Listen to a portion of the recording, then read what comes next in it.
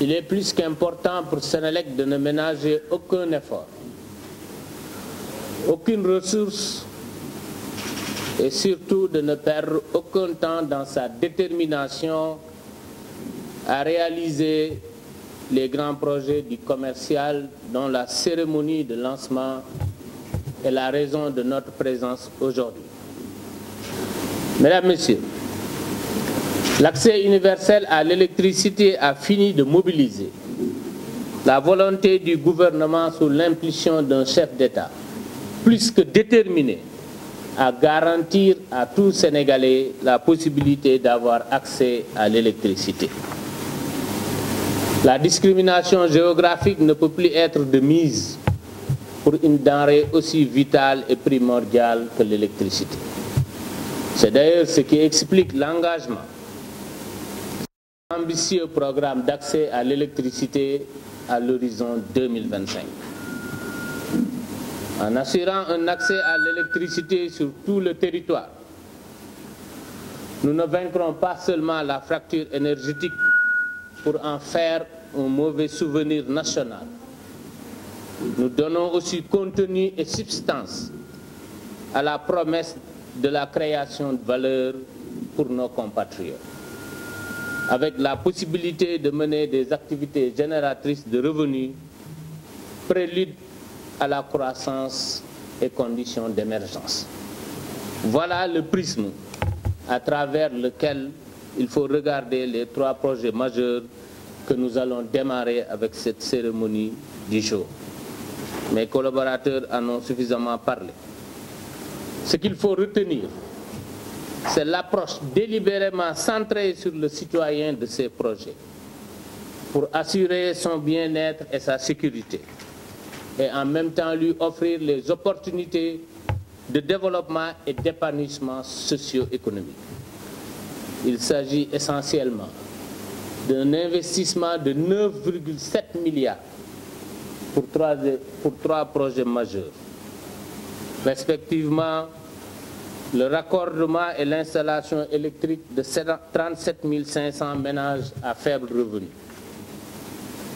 Ce projet s'inscrit en droite ligne avec la nouvelle politique énergétique du Sénégal contenue dans le plan Sénégal émergent PSE. Il contribue sans aucun doute à réduire drastiquement la fracture énergétique et repousser les barrières des inégalités sociales en parfaite adéquation avec la volonté farouche du chef de l'État d'assurer la justice sociale et la promotion de l'emploi des jeunes dans tout le Sénégal.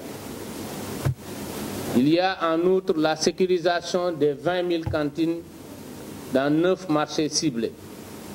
Senelec s'inscrit dans une optique de conformité absolue aux normes standards, non seulement dans les marchés, mais dans nos maisons, nos entreprises et les lieux de rassemblement. Le projet d'appui au secteur de l'électricité PAS, en partenariat avec Prokelec, dont nous remercions la bonne collaboration avec Senelec, accompagnera notre société dans son vaste programme de sécurisation des installations électriques dans les marchés du Sénégal.